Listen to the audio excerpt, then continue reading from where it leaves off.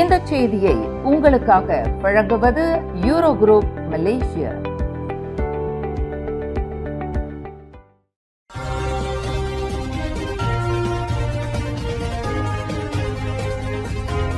வணக்கம். திசைகளின் 5 மணி செய்திகள். ஸ்லாங்கூர் அரசின் ஹுலுலாங்கான் மாவட்ட அளவிலான மை ஃபியூச்சர் ஜாப்ஸ் கண்காட்சியில் 3197 வேலை வாய்ப்புகள் திறக்கப்பட்டன. ஸ்லாங்கூர் மாநில அரசு மை ஃபியூச்சர் ஜாப்ஸ் வேலை வாய்ப்பு நிறுவனத்துடன் இணைந்து ஹுலுலாங்கான் மாவட்ட நிலையிலான வேலைவாய்ப்பு கண்காட்சியை இன்று சனிக்கிழமை வெகு சிறப்பாக நடத்தியது. ஸ்லாங்கூர் மாநில அரசின் மனிதவளம் மற்றும் வறுமை ஒழிப்பு துறைக்கான ஆட்சிக்குழு உறுப்பினர் வி பாப்பராயுடு தலைமையில் ஹுலுலாங்கான் அம்பாங் ஜெயா நகராண்மை கழக மண்டபத்தில் இன்று காலை 9 மணி முதல் மாலை 4 மணி வரை வேலைவாய்ப்பு கண்காட்சி நடைபெற்றது. வேலை தேடிக்கொண்டிருக்கும் சமூகத்தின் அனைத்து நிலையிலான மக்களும் பயனடையும் நோக்கில் நடைபெற்ற இந்த வேலை வாய்ப்பு கண்காட்சியில் 25 நிறுவனங்கள் பங்கேற்ற நிலையில் மொத்தம் 3197 வேலை வாய்ப்புகள் திறக்கப்பட்டதாக ஆட்சிக்குழு உறுப்பினர் பாப்பராயுடு தெரிவித்தார். ஸ்லாங்கூர் மாநிலத்தில் வேலை தேடுகின்றவர்கள் பல்வேறு துறைகளை சேர்ந்த முதலாளிகளுடனான நேரடி சந்திப்புகள் மூலம் வேலை பெறுவதற்குரிய வாய்ப்பினை இந்த வேலை வாய்ப்பு கண்காட்சி வழங்கியதாக அவர் கூறினார். இந்த வேலை வாய்ப்பானது சில்லறை விற்பனை மற்றும் மொத்த விற்பனை 37 விழுக்காடும், போக்குவரத்து மற்றும் சேமிப்பு கிடங்கு 16 விழுக்காடும், உணவு மற்றும் பான சேவை 14 விழுக்காடும் தவிர நிர்வாகம், கல்வி, தகவல் தொடர்பு, தகவல் தொழில்நுட்பம் மற்றும் துணை சேவைகள் போன்ற பிற துறைகளையும் உள்ளடக்கியுள்ளது என பாப்பராயுடு குறிப்பிட்டார். பல நிறுவனங்கள் அதிக சம்பளத்துடன் கூடிய வேலை வாய்ப்புகளை வழங்கியிருப்பதையும் பாப்பராயுடு சுட்டிக்காட்டினார். அந்த வேலை வாய்ப்புகளில் 13,000 ரிங்கிட் வெள்ளி வரை சம்பளத்துடன் கூடிய தகவல் தொழில்நுட்ப விநியோக மேலாளர், 8,000 ரிங்கிட் முதல் 10,000 ரிங்கிட் வரை உற்பத்தி மேலாளர் மற்றும் 7,000 முதல் 9,000 ரிங்கிட் வரை கூடுதல் மின்சக்திக்கான சார்ஜர்மேன் ஆகியவை அவற்றுள் அடங்கும் என அவர் குறிப்பிட்டார். இன்று வழங்கப்பட்ட வேலை வாய்ப்புகளில் 66.16 விழுக்காடு 2,500 ரிங்கேட்டுக்கும் அதிகமான சம்பளத்தையும், 33.8 விழுக்காடு வேலை வாய்ப்புகள் 2,500 ரிங்கேட்டிற்கும் குறைவான சம்பளத்தையும் வழங்கக்கூடிய வேலை வாய்ப்புகளை கொண்டிருந்ததாக பாப்பராயுடு விளக்கினார். மேலும் உடனடி நேர்காணல்கள், சுகாதார பரிசோதனை, அரசு நிறுவனங்களின் கண்காட்சி, தொழில் ஆலோசனை சேவைகள் மற்றும் ஏசான் டிராமா விற்பனை ஆகியவையும் இந்த வேலை கண்காட்சியில் ஏற்பாடு செய்யப்பட்டதாக அவர் குறிப்பிட்டார்.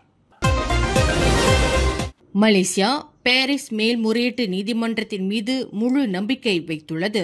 இது நீண்டகாலமாக நிலுவையில் உள்ள சூலு சுல்தானகத்தின் வாரிசுகள் என கூறிக்கொள்ளும் தரப்பினரின் சட்டவிரோத உலகளாவிய அமலாக்க முயற்சிகளுக்கு ஒரு முடிவை கொண்டு வரும் என தாம் எதிர்பார்ப்பதாக சட்ட சீர்திருத்தங்களுக்கான பிரதமர் துறை அமைச்சர் டத்தோஸ்ரீ அசாலினா ஒத்மான் தெரிவித்தார். ஸ்பெயின், நெதர்லாந்து நீதிமன்றங்களின் நிலைப்பாட்டிற்கு இணங்க மலேசியா இந்த வழக்கில் ஒரு திடமான நிலைப்பாட்டை எடுத்துள்ளது. சட்ட விவாதங்களுக்கான நிதியுதவியை வெளிப்படைத்தன்மையுடன் கையாளும் உலகளாவிய கட்டமைப்பை வலுப்படுத்த மலேசியா தொடர்ந்து முயற்சிகளை மேற்கொண்டு வருவதாக அசாலினா குறிப்பிட்டார். நீதி கிடைப்பதை உறுதிப்படுத்தும் வழிமுறைகள் இறையாண்மை கொண்ட நாடுகளுக்கு எதிரான சட்ட போருக்கான கருவியாக தவறாக பயன்படுத்துவதை தடுக்க இஃது உதவும்.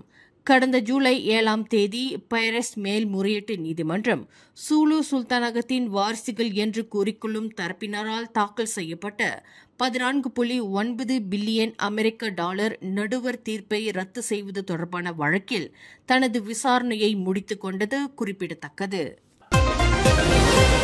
பொருளாதார நிச்சயமற்ற தன்மைக்கு மத்தியில் அரசியல் நிலைத்தன்மையை உறுதி செய்ய பிரதமர் அன்வார் இப்ராஹிம் தனது பதவிக்காலம் முடியும் வரை பிரதமராக நீடிக்க வேண்டும் என முன்னாள் பொருளாதார அமைச்சர் ரஃபிசி ரம்லி வலியுறுத்தியுள்ளார்.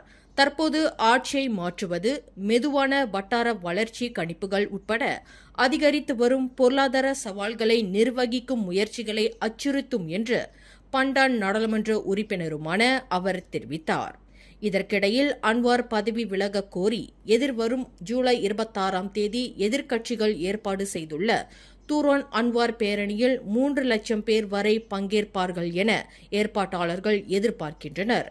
முன்னதாக உயர்மட்ட நீதித்துறை நியமனங்களில் தாமதம் குறித்து ரஃபீஸும் மேலும் 8 நாடாளுமன்ற உறுப்பினர்கள் விசாரணை குழு அமைக்க கோரியதால் ஜொஹூரில் உள்ள PKRின் 19 தொகுதிகள் அவர்களை இடைநீக்கம் செய்ய வலியுறுத்தி வந்தன.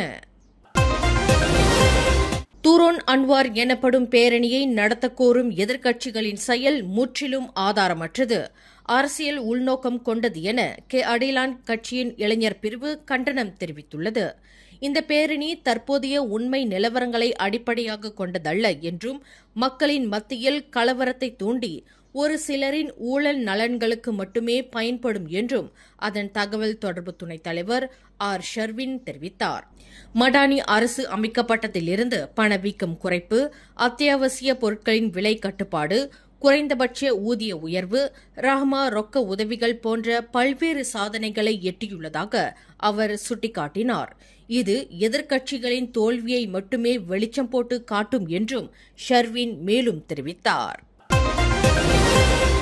இந்த வார ஞாயிற்றுக்கிழமை முதல் ஜலான் துவான்கு அப்துல் ரஹ்மானில் ஒரு பகுதியை மீண்டும் மூட உள்ளது கோலாலம்பூர் மாநகராட்சி மன்றம். ஜலான் பூனோஸ் 6 சந்திப்பிலிருந்து அலான் மலாயு சந்திப்பு வரை ஒவ்வொரு ஞாயிறும் காலை 6 மணி முதல் நள்ளிரவு 12 மணி வரை அனைத்து வாகனங்களுக்கும் இந்த மூடல் நடப்பில் இருக்கும். சந்தாய் சனி எட் தார் நிகழ்ச்சிக்காகவும் கோலாலம்பூரை குறைந்த கார்பன் நகரமாக மாற்றுவதுமே இந்த நடவடிக்கையின் முக்கிய நோக்கம் என DBKL தெரிவித்துள்ளது. வாகன ஓட்டிகள் மாற்று வழிகளை பயன்படுத்தவும் அதிகாரிகளின் வழிகாட்டுதல்களை பின்பற்றவும் அறிவுறுத்தப்பட்டுள்ளனர்.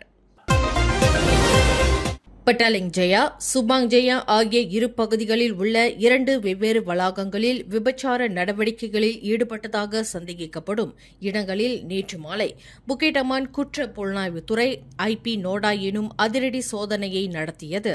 இச்சோதனையில் 21 பேர் கைது செய்யப்பட்டனர்.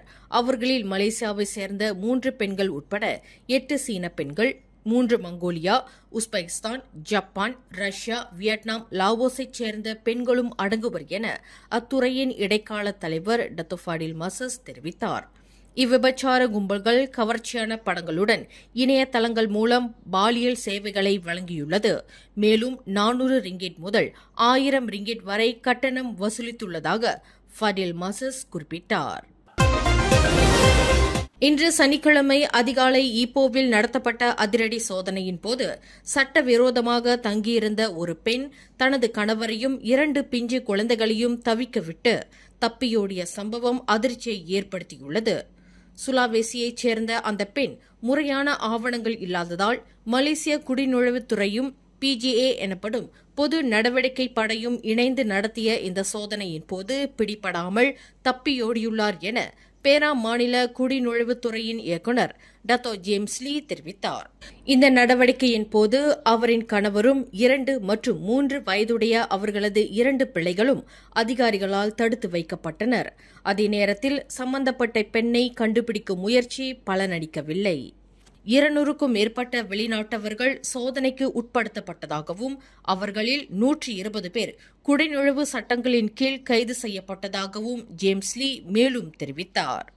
மேலும் செய்திகளை தெரிந்து கொள்ள கீழே இருக்கும் பெல் பட்டனை அழுத்துங்கள். உங்கள் மகிழ்ச்சியை வெளிப்படுத்த லைக் மற்றும் ஷேர் செய்யுங்கள். தொடர்ந்து திசைகளோடு இணைந்திருக்க சப்ஸ்கிரைப் செய்யுங்கள்.